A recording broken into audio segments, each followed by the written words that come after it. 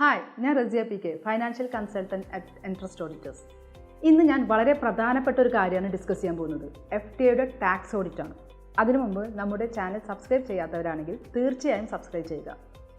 FTAയുടെ tax audit എന്ന് പറയുമ്പോൾ നമ്മുടെ ടാക്സ് റെക്കോർഡ്സും ഫൈനാൻഷ്യൽ സ്റ്റേറ്റ്മെൻറ്റ്സും അവർ ഡീറ്റെയിലായി ചെക്ക് ചെയ്യും.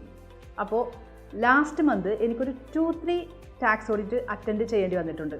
ആ ഒരു സമയത്ത് FTAയുടെ അവിടെ നിന്ന് ഒരു 2-3 ഓഫീസേഴ്സ് ഉണ്ടാവും.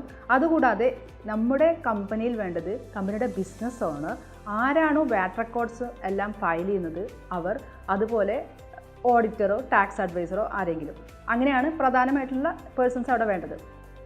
ഇവർ നമ്മുടെ എല്ലാ ഫൈനാൻഷ്യൽ റെക്കോർഡ്സും അതിലുള്ള ഓരോ ക്വറീസും അവർ ചോദിക്കുന്നതാണ്. അവരുടെ തന്നെ ഒരു സെറ്റ് ഓഫ് ക്വസ്റ്റ്യനെയർ ഉണ്ടാവും. എന്നിട്ട് ആ ഓരോ ചോദ്യങ്ങൾക്കും നമ്മൾ കൃത്യമായി തന്നെ മറുപടി പറയണം. നമ്മുടെ ബിസിനസ്സിൻ്റെ ആക്ടിവിറ്റി എന്താണെന്നും നമ്മൾ എങ്ങനെയാണ് നമ്മുടെ സിസ്റ്റം കീപ്പ് ചെയ്യുന്നതുമൊക്കെ ചോദിക്കും. അപ്പോൾ നമുക്ക് എന്താണ് ഇനി ചെയ്യേണ്ടതെന്ന് വെച്ചാൽ, ഇതിന് ഒരു ടാക്സ് ഓഡിറ്റ് വരുന്നതിന് മുമ്പ് തന്നെ നമ്മൾ ഇതിനൊക്കെ പ്രിപ്പയർ ആയിരിക്കണം. എങ്ങനെയാണ് പ്രിപ്പയർ ആവേണ്ടത്? നമുക്ക് ആദ്യം തന്നെ നമ്മുടെ എല്ലാ ഫൈനാൻഷ്യൽ റെക്കോർഡ്സും ഫൈനാൻഷ്യൽ സ്റ്റേറ്റ്മെൻറ്റ്സും ഒക്കെ അപ് ടു ഡേറ്റ് ആയിരിക്കണം, ഒന്നാമത്തെ കാര്യം. അതുകൂടാതെ നമ്മൾ ചെയ്യേണ്ടത്, നമുക്ക് ഇതിൽ FTAക്ക് ചോദിക്കുന്ന ഒരു സെറ്റ് ഓഫ് ഡോക്യുമെൻറ്റ്സ് ഉണ്ട്, ഒരു 11 ഡോക്യുമെൻറ്റ്സ് ഉണ്ടെന്ന് പറയാം. ഇതിനെക്കുറിച്ചൊരു അവെയർനെസ് ഉണ്ടാവണം. ഏതൊക്കെയാണെന്ന് ഞാനിപ്പോൾ ഡിസ്കസ് ചെയ്യാം.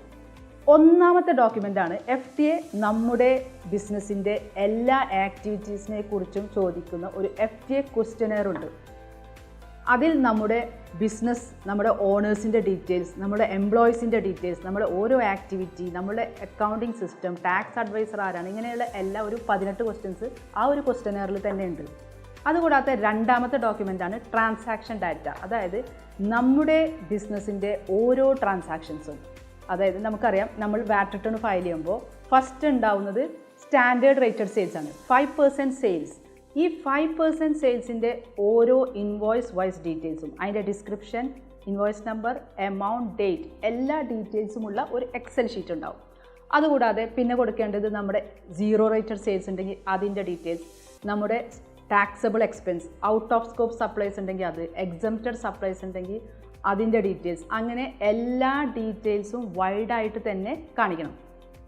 അതുപോലെ തന്നെ മൂന്നാമത്തെ ഒരു ഡോക്യുമെൻ്റാണ് നമ്മുടെ ട്രയൽ ബാലൻസും നമ്മൾ ഫയൽ ചെയ്യുന്ന വാറ്റും തമ്മിലുള്ള റീകൺസിലിയേഷൻ. ഒരു വർഷത്തെ ടാക്സ് ഓഡിറ്റാണ് നോർമലി ഉണ്ടാവുക.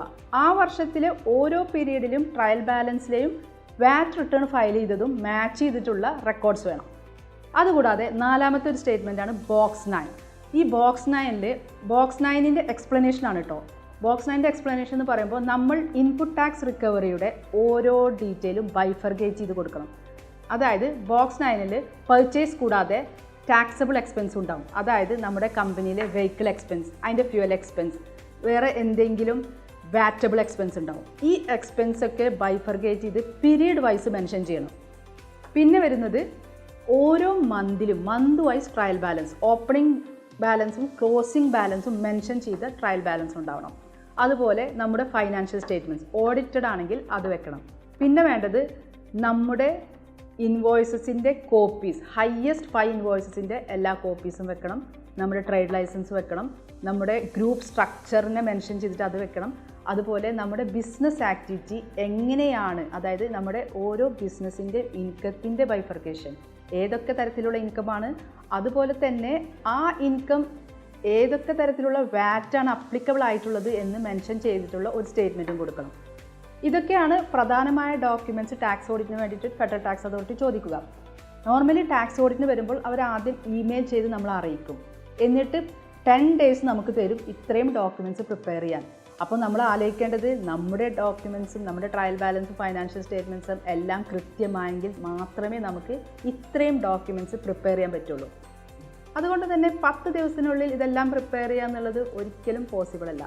അതുകൊണ്ട് തന്നെ നമ്മൾ വളരെ കൃത്യതയോടുകൂടി തന്നെ നമ്മുടെ ഡോക്യുമെൻറ്റ്സ് എല്ലാം പ്രിപ്പയർ ചെയ്ത് വെക്കേണ്ടതുണ്ട്. ടാക്സ് ഓഡിറ്റിൻ്റെ ഡോക്യുമെൻറ്റേഷനെ കുറിച്ച് ഒരുപാട് ചർച്ച ചെയ്യാനുണ്ട്. ഇതിനെക്കുറിച്ച് നിങ്ങൾക്ക് കൂടുതലായി അറിയണമെന്നുണ്ടെങ്കിൽ നിങ്ങൾക്ക് കമൻറ്റിലൂടെ അറിയിക്കാവുന്നതാണ്. വീഡിയോ ഇഷ്ടമായെങ്കിൽ ലൈക്ക് ചെയ്യാനും സബ്സ്ക്രൈബ് ചെയ്യാനും ഷെയർ ചെയ്യാനും മറക്കരുത്.